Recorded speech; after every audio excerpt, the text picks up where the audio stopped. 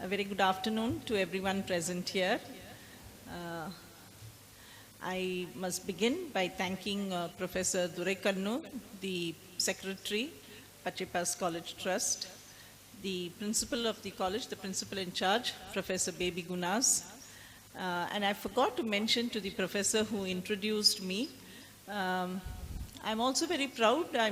I'm trying to search for her in the crowd. I have my PhD scholar, T. Savitri, from the Department of English teaching here. Savitri was my second scholar. She hasn't come today. Okay, fine. And it's great because this was the hall that used to be the briefing hall in those days. And so when all the candidates would, so I came here in 1999 when I was a lecturer. In 95, I joined Anna University, and so at that time as a young lecturer and to walk these corridors and all with a lot of fear because that time, when you're a lecturer, you're a little frightened. And came in 99, and then I think again in 2000, I was deputed to Pachipas. So it's nice, it's wonderful. It's such a wonderful institution to be back in. Of course, I can see many of the teachers here, some of you at least, have white hair like me. So I don't know what I can tell you all, but I can, to some of the younger teachers, I can share this is my 30th year of teaching at Anna University. For 3 years, between 92 to 95, I taught at Ethiraj Evening College in the Department of English there. So what I have learned, I will try and share. And of course, I must thank my good friend, Professor Alagarasan from Madras University for recommending me to the secretary here. The topic that has been given to me is communication skills and pedagogy. So, pedagogy is a big word. So I'd like to deal with that first and then come to communication skills, which will be specifically for teachers of English.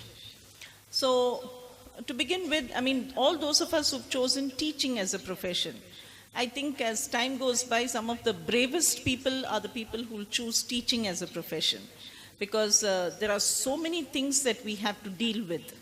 And it's not just a question, and I think institutions are all becoming the same. And those of us who've been in this profession for quite some time know how the institutions that we have been teaching in have changed, either for the good or for the better. But many of the inputs and many of the things that I feel I should be in a position to practice are what I learned from my guru, Professor Saraswati at Madras University, and from one Professor Jacob Taru, who started the Department of Testing and Evaluation at CIFL, then CIFL, today IFLU, Hyderabad. Well, pedagogy is a very big word. What does pedagogy actually involve? I will maybe give some time towards the end so you all can ask some questions. I'm sure some of you may not accept what I'm trying to say. Please don't think that I am talking down to you. Only give some respect for my white hair. I'm only trying to share what I have experienced with you all. And pedagogy includes everything that we try to put into our classrooms when we enter our classrooms. Today, of course, we are questioning this whole notion of what is it that we are teaching in our classes. Today we understand with ChatGPT, with AI, with digital tools, no matter what the teacher says in class, may not have that kind of relevance. For the last 5 years, during the weekends, on Saturdays, I teach at the Indian Institute of Information Technology at Sri City, which is in Chittoor. And that kind of opened up a whole lot of, challenges for me as a teacher in the later part of my career. What kind of challenges? It questioned this very notion of what is pedagogy. Because you would be teaching to a class of 107 students in a gallery classroom, and you will find that most of the students sitting in your class have their laptops open and would have their mobile phones. This doesn't happen in Anna University, thankfully, till now, because our children mostly come from government schools. 60 to 70% of the students who sit in our classes in CEG and all the other colleges, the university departments as they call them, come from government schools. So they are poor children. So to some extent, they still feel that the teacher is the authority figure in the classroom. But in IIIT, every weekend for me, I have to kind of, this is something that is very challenging for me as a teacher, to have a student in class, but to have the laptop open. Or you have those children who will sit with their earphones, and they are not frightened of you. These are children who are paying 2.5 lakhs as fee per semester. And so for them, the teacher is somebody who doesn't carry too much value. You see, when I joined the profession, teaching was still considered what they would say a vocation. Now, today it is no longer such a big thing. Yes? So, today when we say pedagogy, as how I understood when I became a teacher at 23, was, it involved practices, what I actually did when I taught my students, what methods I chose. How did I actually, figure out in my mind, what is it that I'm teaching? And what are my students learning? That time we believed, we taught, and our students learned. But today there is always this doubt. Are students taking away whatever it is that I am saying? Or it's only 20 to 15% of what I'm saying children are taking away, because they always think that they have something else, which is far more interesting. You understand? Today the whole thing is, what we are trying to do in our classrooms, maybe our children don't consider it very interesting. And not just interesting, perhaps not relevant. And I think as teachers, as I get older, I feel we need to evolve. So when I'm talking about pedagogy, I won't talk so much about practices, methods, but I will say now in ELT, in English language teaching, there is one aspect of ELT called a humanistic approach to language teaching. I'm only going to emphasize on that. Why as teachers, whatever our age may be, why is it that we need to be able to grow, to evolve, and to change with the times? When we join as young people, sadly in a country like ours, we don't have any models. See, people who choose to teach in schools complete a B.Ed or an M.Ed.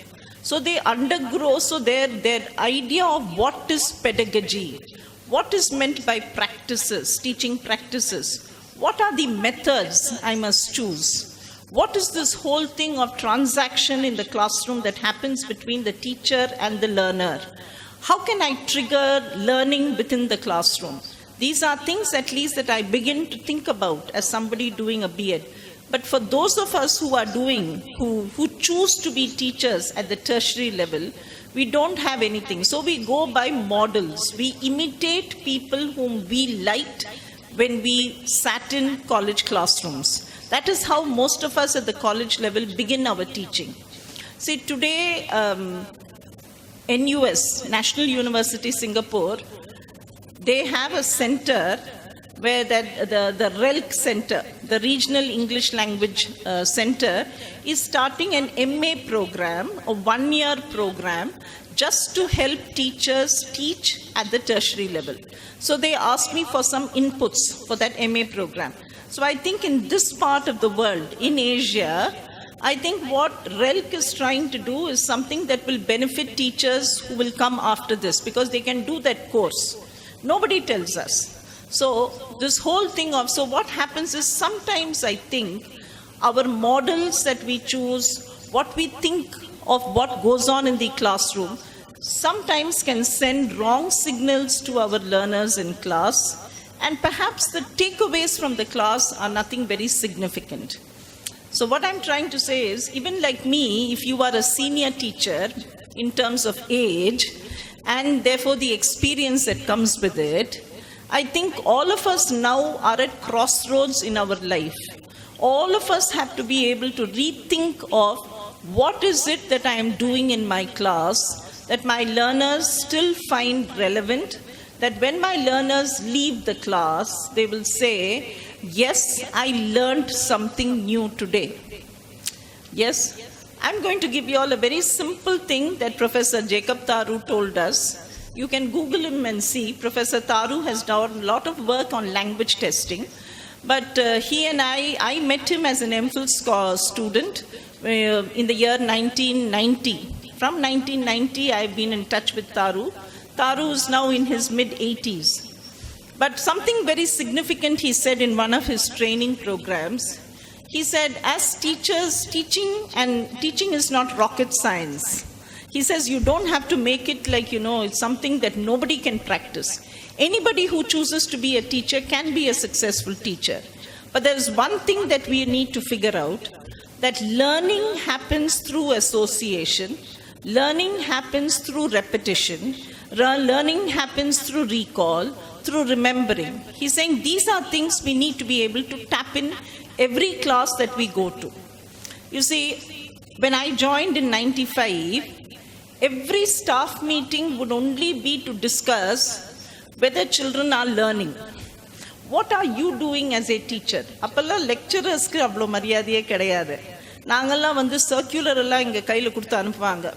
If the pune was on leave that day, the lecturer would double up. We were treated, andala engalukalla innumu andha bayam.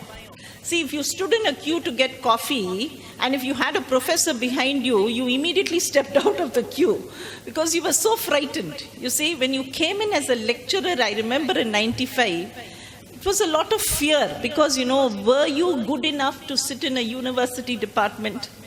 You see, senior teachers would ask you very frequently questions about what is it that you were doing in your class.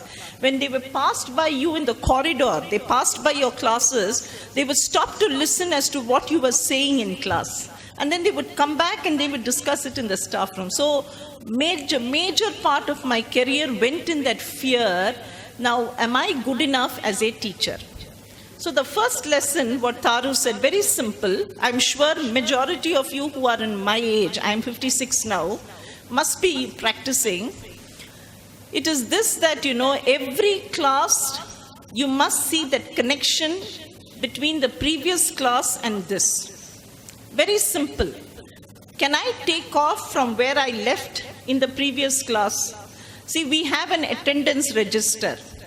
The attendance register in CEG in those days, the last page would have what is the classwork that has been completed by the teacher. So when we returned to the room, the first thing you did was to say, teaching report writing. Continued with lecture on report writing with the sample given to the students. You understand? So that simple first thing about pedagogy is, the brain is wired in such a way that it sees the connections, the associations, then it is able to recall and remember. So the first thing is, can I associate, can I look at teaching itself in the form of a loop? So it is connected. The first class when I go, I dictate my syllabus and I tell my students what I'm going to do this particular semester as part of the syllabus and what are the units that have been given to me. When I go the next class, does it continue like a story? Is there a connection between the previous class and the class that we are teaching today? Then children can, it is easy for them. Otherwise, when you look at their answer scripts, we are very disappointed, no? You say, na evlovo padichu sonnalum pasanga idhe madri. That too in English, you don't know now. We have this 7.5. I'm sure your college also has. Poor children in all the government schools, they can get into any of the colleges. So now in CEG, we have a sizable population of students who fall under the 7.5 category. Now, these are children who are very interested, but they may not have the skills for learning. You understood? Today we recognize, if you go to Coursera, you can find courses on learning to learn. What is this whole concept about learning to learn? Apna, the 12th class, teachers have not taught them how to learn. In India, most of us don't know how to learn. that learning we don't understand is a simple case of association. What did when I was a student in Ethiraj, I remember some of my very good teachers, like one Mrs. Bimala Arjun in the Department of English, would walk into, she was only an MA. You see, some of the finest teachers then only had an MA or an MSc. Yes? She would just walk into class and she would pick off exactly from where she left the previous class. So for us, even if she was teaching a very difficult play like Macbeth, you quickly kind of recollected what were some of the things ma'am taught. So till today, at 56, I have no longer any connection with literature because I do only teaching of English to engineering students. And my research also is to do with how English language classes can be made more sensible to students coming from Tamil medium schools. That is my area of research. I can still quote from Macbeth just like that, though I have not looked at the text of Macbeth at all for the last 30 to 35 years. That comes because the teacher did that very great thing of helping me associate with what she did the previous class. She never had the textbook. Mrs. Arjun could enact the whole of Macbeth without the text in hand. She could just quote. So we also learned. So I think the first thing that we have to understand today, particularly for a generation that is addicted to the mobile phone, today people are saying, I mean, all of us should know that the word of the year as chosen by the Oxford Dictionary is brain rot. That's the word of 2024 that Oxford has chosen. Brain rot has all to do with the brain being cluttered with too many things. And when children are constantly watching YouTube shorts, they are watching Insta pages, they are also responding to some threads that they are following on Twitter, which means that there is very little space in that brain for it to be able to process what we call knowledge. Or, how is it that I can learn? I've seen this happen in IIIT very many times. I've told my children also that you are listening to somebody give a talk, but you're also pretending to be listening to me, talking in your class. I'm setting up a task for you. So you're pretending to do that task, but all along something else is getting into your ear.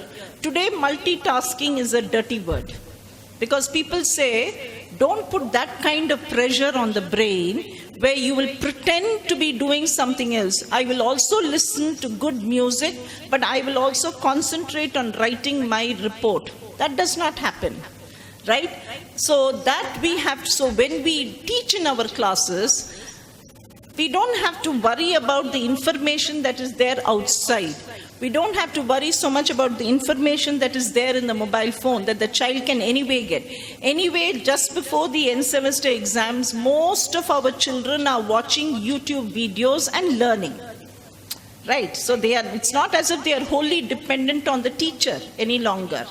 Fine. So they are learning. Let them learn. Learning has to be triggered in the classroom, but maximum learning happens outside of the classroom. We understand that as teachers today, but that triggering of that learning that will happen within the classroom should come about with these simple techniques that we can learn, and one is association.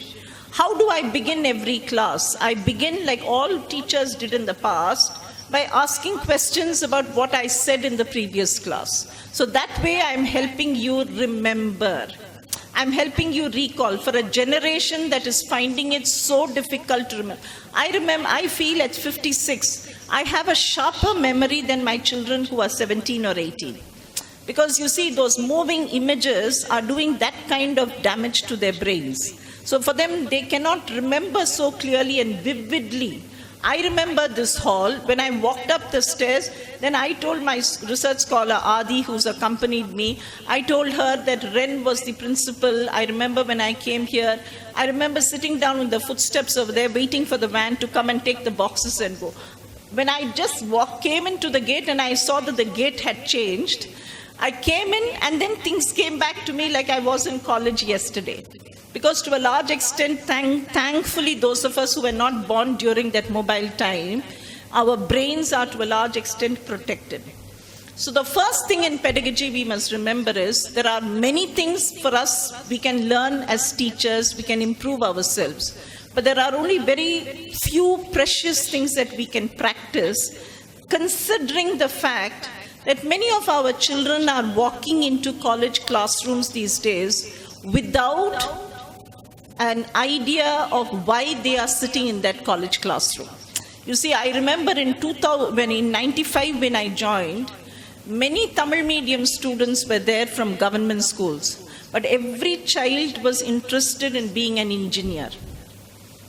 Today, you find many students coming from these very good English medium schools, and yet very few of them are interested in actually being engineers.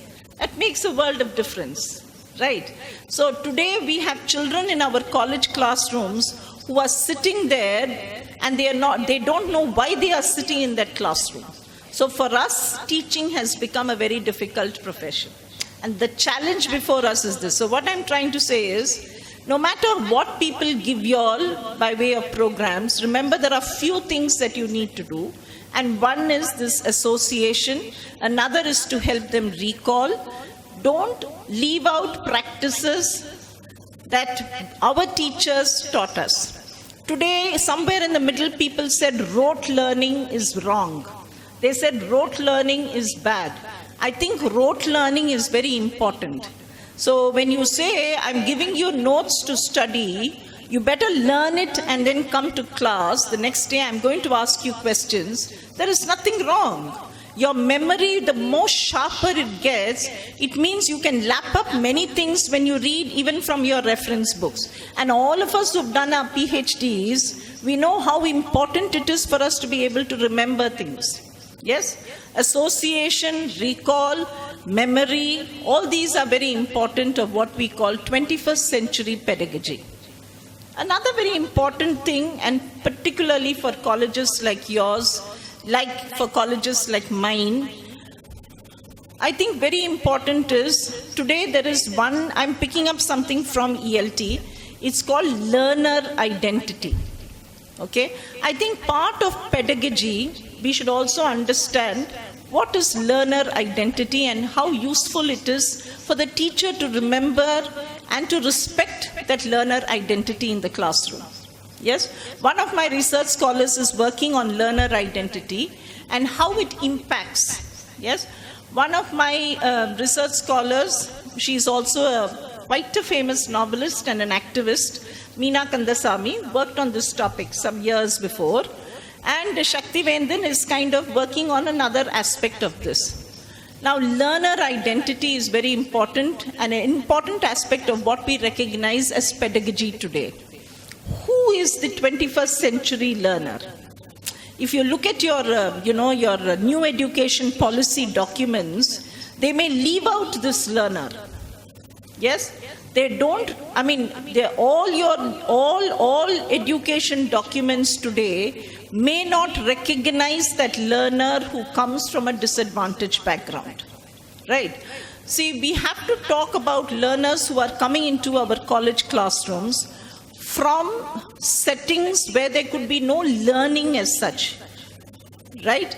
They could be coming from settings which could have in many ways assaulted their senses. They could be coming from settings where perhaps even today, I mean, you have so many programs that people say children should do as part of their mobile phones. I know many of the engineering students who are sitting in my mining engineering class don't carry. Many of my students in mining engineering don't have a mobile phone with them.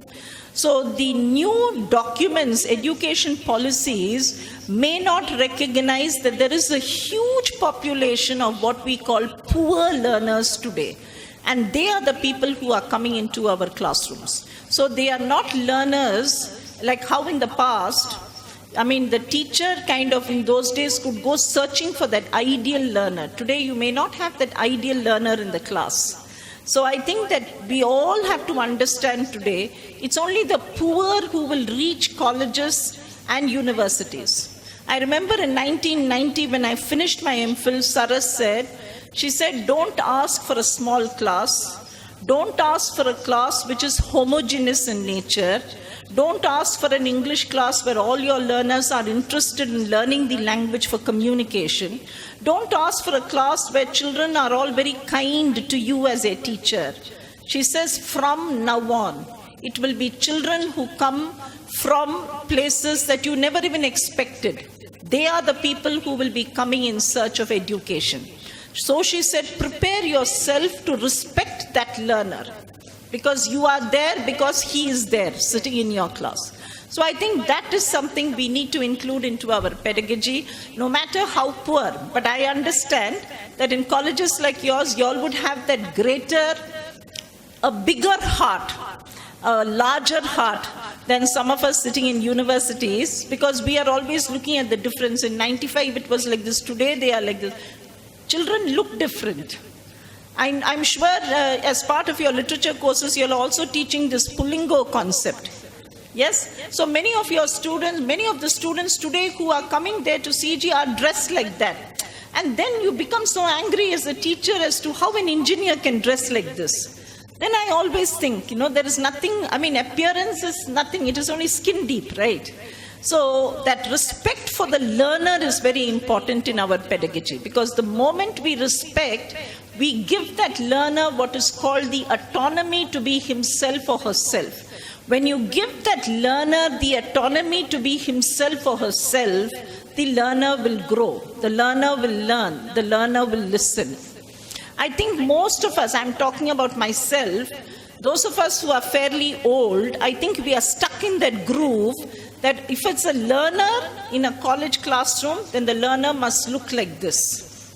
Yes? But I think that we have to completely break now and say, I will accept any person who comes into my class and who's interested and who's taking on the role of being a learner at the tertiary level. So that's another thing that we have to learn. That, so these are some things that we have to break down. That is so important that we accept the learner for who he or she is. And I think that's very important, because when I was growing up, if we misbehaved in class, I remember many of my teachers saying, this is just a reflection of your upbringing. I've heard teachers tell that. Suppose you were talking too much in class, you were being mischievous. But today we don't say that. I only tell my students, I said, I'm sorry, I think your teachers in school should have taught you this. Because who am I to say that this is your upbringing? Because today you also have to be very politically correct, right? And you cannot hurt the learner. But in those days, whatever teachers did to us at particularly the school level, you accepted it. Right. So I think respect for that learner, no matter what the learner's social and economic class, that is something that must be built into what we call pedagogy. Because our practices, our methods, our whole notion of what we are learning, what will I teach, will all be based on our understanding and our respect and value for that learner. I think that is very important. So when we say pedagogy, we are not talking about mindless choosing of practices that will not work in our classes. Then I'm coming to, to the general thing. I'm going to talk about technology use in our classrooms. A word of caution. You may think I'm old school. Everybody wants to jump into the bandwagon and say that it is so important that we integrate technology into our classrooms. It is good. Technology is good because technology is also a big equalizer, because knowledge is more accessible. But that same knowledge which can be more accessible can also be a huge thing that can divide people. Because if children have not had access to technology while at school, for them that can be a very daunting thing. So I think when we are thinking of moving on to digital tools, yes, and there could be a misuse. I think as teachers, most of us these days are using ChatGPT. Yes? I don't know something, let me put it and ask, let me ask ChatGPT. We are using AI tools, fine, it's okay. But I think to be using it in a very extensive way in our traditional Indian classrooms, we must have a serious rethink. We must use technology, but we must use it cautiously. It's not for all learners. Let's not divide our learners further in the name of saying that I have to use technology. Because I've seen some of my own research scholars who are very excited about using technology, and they think technology can bring about that kind of a change in learners. It doesn't always happen. I mean, it's the teacher who's very important. So I think whatever we are saying by way of notes, additional information, whatever it is that we share with our learners, let's not build it and make it the most important aspect of our pedagogy. Choose it with caution. Choose wisely. Let many of these things become collective decisions rather than one individual person saying that, oh, this is very interesting. Yes, I'm sure you all also have a lot of these courses. I mean, today we are all telling our children to take MOOCs courses, Swayam courses. But how many of these MOOCs courses and Swayam courses are successful? They can just be counts. But I don't know how much of what children are watching online actually they are able to process and to be able to understand. See, learning is understanding. If I understand, I make it. I own that piece of information. From then on till I die, it is mine. Right? For that, you don't need too much of technology. The teacher can say that in the classroom. So whether we use the chalk and the talk method, which I think is the best, see, simple things I'll tell you, which teacher in school taught me, that teachers in schools don't any longer teach. Today, if you ask a child in your English class to stand up and to read a paragraph, children will read not respecting that full stop. But in the Tamil class in those days, teachers will say, full stop, then they will say, moonu gunduvani. 1, 2, 3. Then they will say, continue reading. Which meant that somebody who was listening to you understood and then proceeded. It's a very basic thing. But that basic thing children are not being taught. So when they come to the tertiary level, learning becomes a huge burden that they carry. You see, so many of our children leave our gates every year with the degrees. How many of them own those degrees? How many of them will actually say, now whatever that I have learned, I can actually use it now to be able to convert that into my earning? How many of our children can say it? Because I think we have also as teachers made this fundamental mistake of giving more than what children can chew. So I think as part of general pedagogy, we need to ask ourselves, with the coming of the computers and the internet, we understand today there is no limit to the information that we can pass on to our learners. But how much of that information will the learner find relevant is a big question that we need to. So can I make that selection? See, I am an English teacher. There are thousands of grammar exercises on the internet, right? But how many of those exercises are culturally relevant? Right? How many of the words that are used there can learners from Tamil medium and not so good English medium schools understand? These are questions we need to be able to ask ourselves. So as part of pedagogy, I think it's also very important we say that I will use technology, but I will use it with caution. I will recommend technology to my learners, provided they should be in a position to be able to accept that technology. And they are ready for that technology. Let's not do it because X or Y college is doing it. For my class of students, will it be really useful? That's a question we need to ask. So I think today when we are talking about pedagogy, we are talking about practices, we are talking about incorporation of, we are talking about digitalization of learning, we are talking about about AI replacing teachers, we are talking about AI making learning and making teaching and learning more individualistic, making it more tailor-made, customizing teaching for the learner, whatever. I mean, we all understand these are changes. It's a profession that's evolving, just as teachers should evolve. But this is a country, we understand, that has so many divisions. So many of our students still go without food every day. 75% of our population is still poor. People don't get to eat 3 meals a day. When such children walk into college classrooms, our pedagogy must reflect their aims, their objectives, their needs for a degree, and very importantly, pedagogy must also say that when my student leaves this college, he or she can start earning with that degree. I think college degrees must translate into livelihood for our children. That's very important. So accordingly, we need to be able to choose. If what we have been doing is successful, let's not make too many changes. If we have been successful in transferring our information to the learners, then I think there is absolutely no need for us to be making too many changes to what we have been doing. I think that's the problem with the teaching profession today, when people are constantly telling, particularly older teachers like me, that you need to change. You need to change to be able to make yourself relevant to your learners. What is relevance to your learner?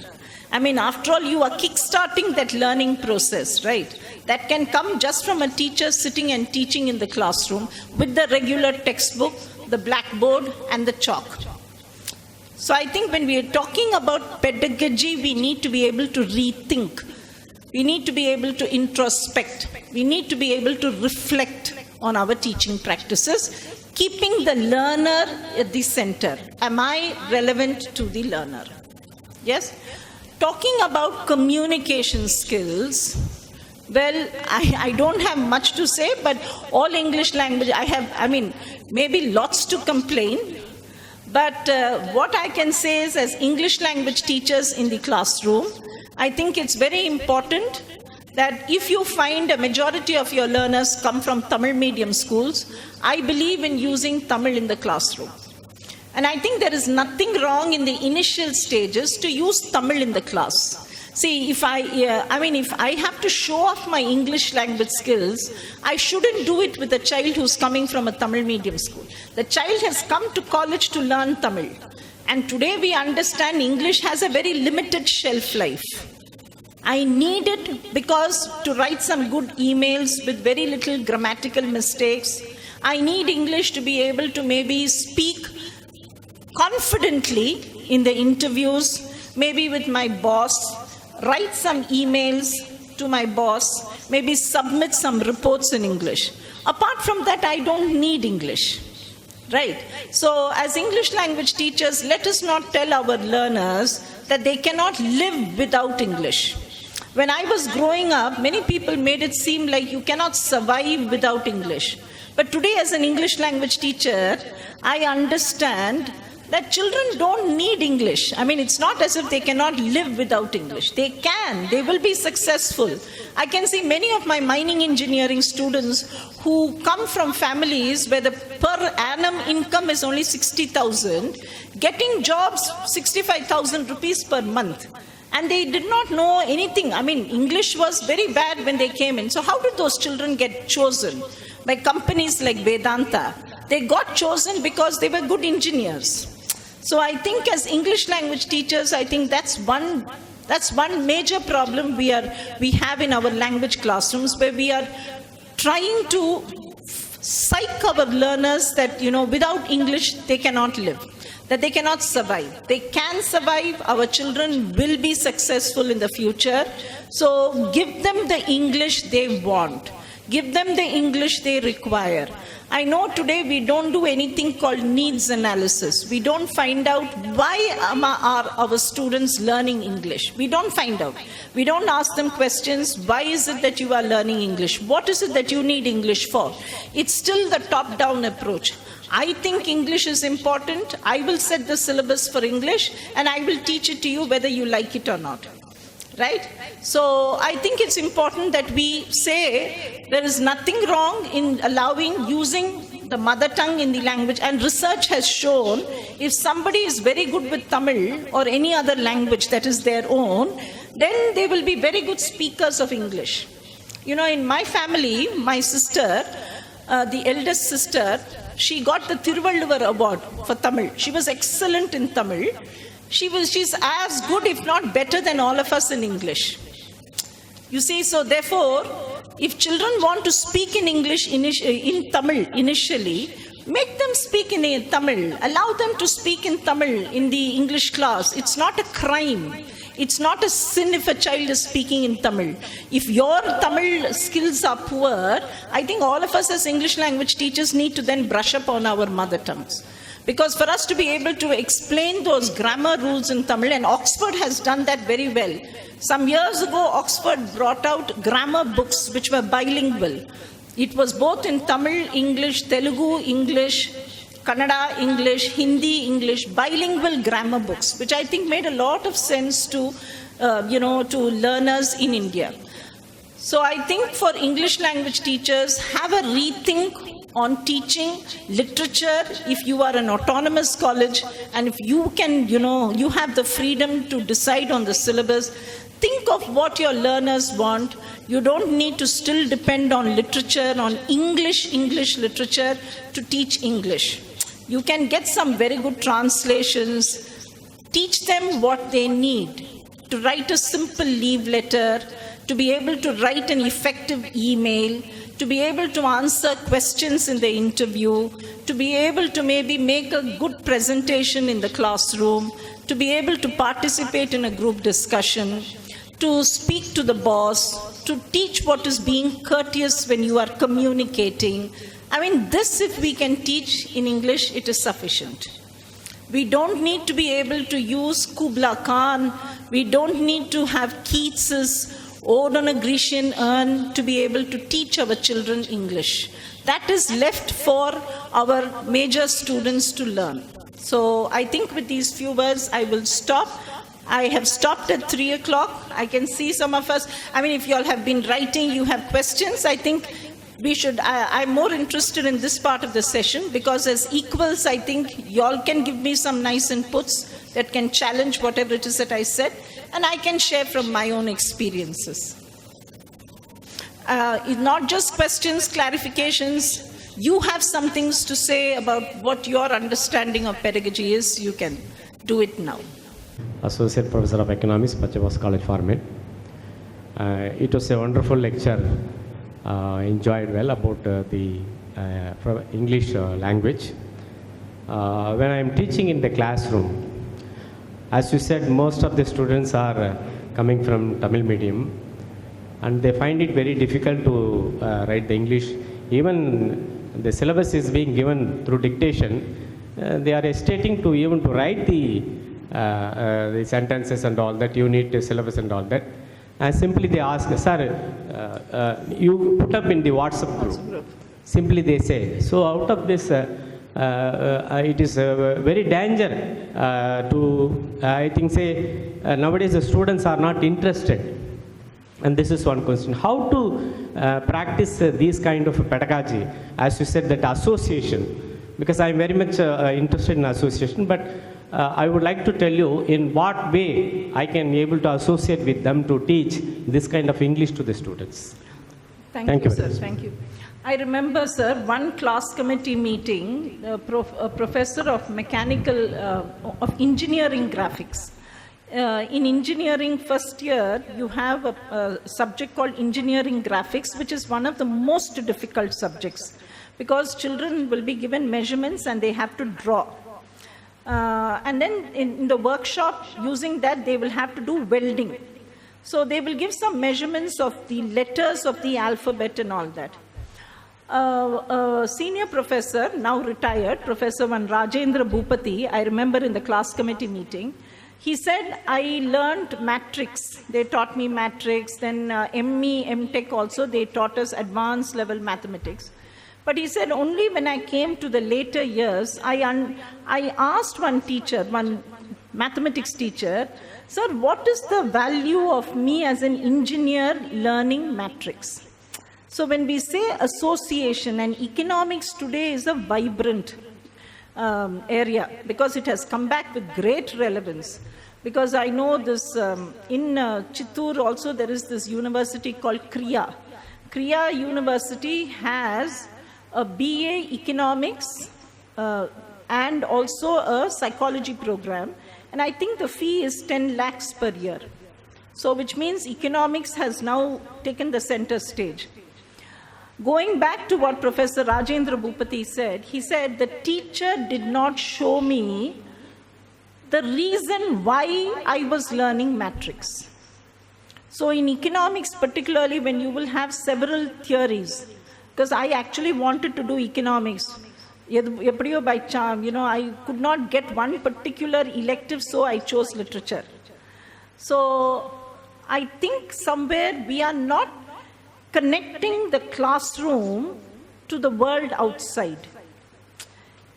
I understood the significance of this only when I went and taught children who will give you, scant respect as a teacher. You see, in Anna University, Tamil medium children, if you can teach them little English, when they see you outside, children will salute. You see? But in Sri City, they won't salute. You have to walk in one corner of the car. But what I realized in both places was, maybe as teachers, we are not bringing the world into our classroom. When I teach a particular theory in economics, can I actually show the relevance of what I am teaching to the price of vegetables, to the price of rice, and how it is impacting household spending? Today we know, as teachers in those days, I remember Professor Ekamaram in Madras University saying, Vadhyarna eppodume ezhaiya dhaan irupanga. But innekku we must thank the government, Vadhyar, we are not poor. We are also people of some standard. But we know today how much ever you earn, when you go to the shop to buy vegetables or provisions, you know how much of spending happens. That is simple economics to say, and when every time you're looking into the paper and you're saying inflation, you're saying growth has only gone this much. Why is it that we are not telling our children, I'm teaching you this theory, but you see in your own homes, what your parents are doing when the price of some particular commodity is going up, how they are cutting down on the spending of that. Why can't we bring the world outside into our classrooms? Then children will see the relevance of whatever it is that they are studying. You see, we have not shown the connection of what we teach and what they learn to what happens outside. So children think college la vanda edho idu thani ulagam velila pona, that's a different world. We have to learn to show them that connection. So even when I teach English now, after those experiences, I have started to say, I'm teaching you this leave letter. Remember, in the future, when you become an engineer, you join as a junior engineer, whichever office, you want to take off, apply for 1 day's leave. You need to be able to send an email. People will judge you based on your writing. If there are grammar mistakes there, they will dismiss you as a person who doesn't have intelligence. Because for us in India, we think English la mistake panita, then we don't have any brains up here. So I said, so therefore you be careful when you write. You understand? So that then children become, our children, I feel today, are more intelligent and aware than what I was at that age. So I think a little bit of, in Tamil, what we say, tinkering if we can do, then I think our children will shape up well. We are not showing them those connections. So therefore, they are not able to associate. So I think that's something we should do. You told about choosing the technology wisely and cautiously, okay? And I am surprisingly hearing that IIIT students are, when you are entering into the class, that they are opening the laptop. And are they listening to you, or they just seeing the laptop and they are learning from the laptop? The thing is, sir, that these are what are called seed courses. Everywhere now, humanities and sciences are kind of, people feel, are not getting the required attention. Even I think last week or so, I don't know if it is true, but Mr. Sridhar Vembu, the founder of Zoho Corporation, has said that you don't need humanities. You don't need the humanities courses. Why are people doing humanities in colleges? So a great man like Sridhar Vembu can say it. You see, it came out in Google, so I don't know how far it's true. So in these, even in my own university, when I joined, it was a 4-credit course, which means it had the same value as physics, chemistry, and mathematics. Today, English is a lab-integrated course. It is only 3 credits. So it has lost that value. So now what happens is, one is, so in that instance, they are called seed courses. They are not listening to me. They are watching their computer programs, because very often they have those hackathons there. So children are catching up. These are only IT, information technology students. So anything to do with networking and all. I'm not saying it is wrong what children are doing, but it has taken me, it's only 5 years since I've been going there, 4 to 5 years. And it has taken me these many years to tell each year, each semester, repeatedly the value of, I tell them, today it's easy to ignore. But tomorrow when someone is giving you the job and paying you money at the end of every month, you can't do this kind of behavior there. Your boss will ask you, no, what is it that when I'm talking to you, you're looking into the laptop? You shouldn't say, where it is convenient for me, I will give respect. I said, if you don't learn it here, you will not display it 10 years from now, 5 years from now. Then they immediately put it down, and then they think, okay, they must listen. So I think partly that also comes because in schools, people have not told them. And also this overthink of at homes too, we think it's very convenient, the child is silent, if the child can look into the mobile phone. You see, so therefore that spending of time, as parents, I think we are also responsible. So, but that doesn't happen in classes in CEG. Still in CEG, I find that once the teacher enters, children only look at the teacher. You see, that way I would say we are that much more fortunate, because the child still recognizes the teacher as a person of value. But that's why I'm saying we have to interact more, and we must have communities of teachers. I think because all of us these days, at one point or another, we think we are not being given the respect we need as teachers. So I think the more we have these communities of teachers, we get together, we share, we come up with ideas, we think of solutions, our profession will still continue to have value. Because still I see some people writing in WhatsApp that AI, the first profession to go with the coming of AI will be teaching. And particularly English language teachers. Because they feel now AI can teach you on a one-to-one basis. So I think we have to keep ourselves relevant. I don't know whether I've answered your question, sir. Just entered. Yes.